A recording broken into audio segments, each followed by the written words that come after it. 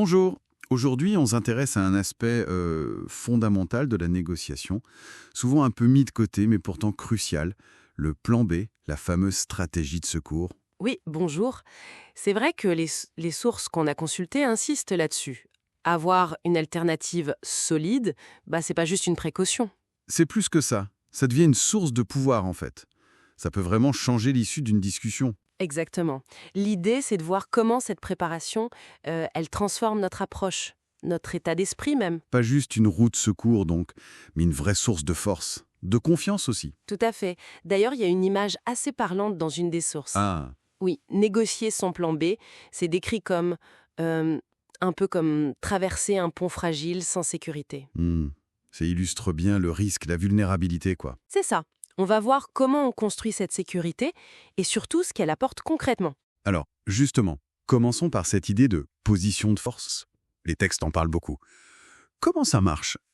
Le simple fait d'avoir une alternative, ça change quoi au moment M?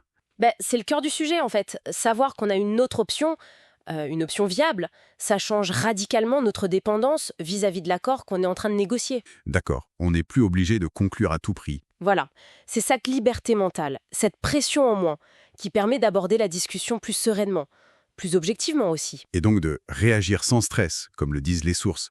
L'échec n'est plus une catastrophe absolue. C'est exactement ça.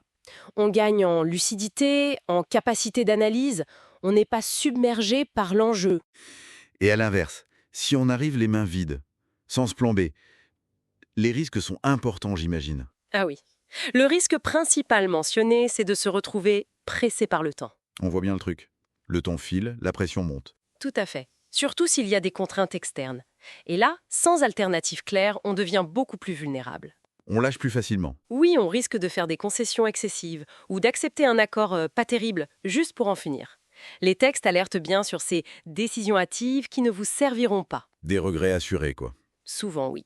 C'est le manque d'anticipation qui nous enferme un peu psychologiquement. D'accord. Donc le plan B, c'est pas juste défensif. Ça ouvre aussi des portes. C'est ça? Il est question d'alternatives pour explorer de nouvelles solutions. Oui, et c'est là que ça devient vraiment intéressant. C'est pas qu'une issue de secours, ça peut stimuler la créativité. Comment ça? Savoir qu'on n'est pas coincé, ça encourage à penser différemment, à oser peut-être des pistes plus audacieuses dans la négo principale. Parce que l'échec est moins grave en quelque sorte. C'est ça, ça permet d'avancer plutôt que stagner. Et même si ça échoue, tout le travail pour préparer ce plan B, c'est déjà une occasion d'apprendre, d'évaluer d'autres chemins. Ça élargit la vision stratégique. Et cette capacité à voir ailleurs, elle repose sur quoi? Sur une préparation méticuleuse, disent les textes. C'est la clé. Un plan B solide, ça s'improvise pas, hein. Il faut bosser le sujet. Oui, analyser sérieusement. Quelles alternatives sont réalistes, faisables, à quel coût, avec quels avantages? Et puis comparer tout ça objectivement à ce qu'on espère obtenir dans la négociation initiale. Ça demande du temps, de la rigueur. C'est ce travail en amont qui construit la fameuse assurance. Exactement. Savoir que son plan B tient la route, qu'il est concret, évalué, ça donne une vraie force intérieure pendant les discussions. Et cette assurance, on la projette, j'imagine.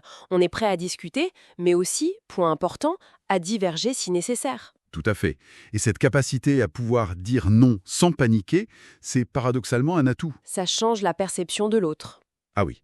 Quand l'interlocuteur sent qu'on n'est pas aux abois, qu'on a d'autres options crédibles, ça peut l'inciter à être plus raisonnable, plus flexible.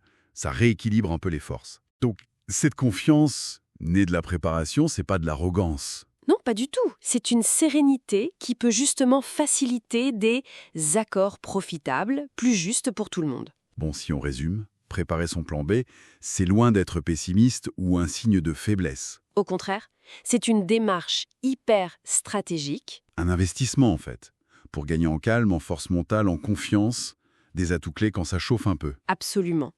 Et ce principe d'anticiper, d'avoir des alternatives, ça dépasse largement la négociation formelle. C'est utile ailleurs? Oui, dans plein de situations où il faut prendre des décisions importantes, au travail, dans la vie perso, savoir qu'on a préparé des options, ça rend plus résilient face à l'imprévu. C'est une bonne conclusion. Et peut-être pour laisser une dernière piste de réflexion. Oui? Au-delà de l'utilité pratique, qu'on a bien vue, comment est-ce que la simple conscience d'avoir ce plan B solide, même si on n'en parle jamais, comment ça influence notre posture, notre ton, toute la dynamique non dite de l'interaction. Quel effet ça a sur l'autre avant même qu'on évoque quoi que ce soit? Excellente question. Ça touche à l'impact psychologique profond de la préparation. Voilà, de quoi réfléchir.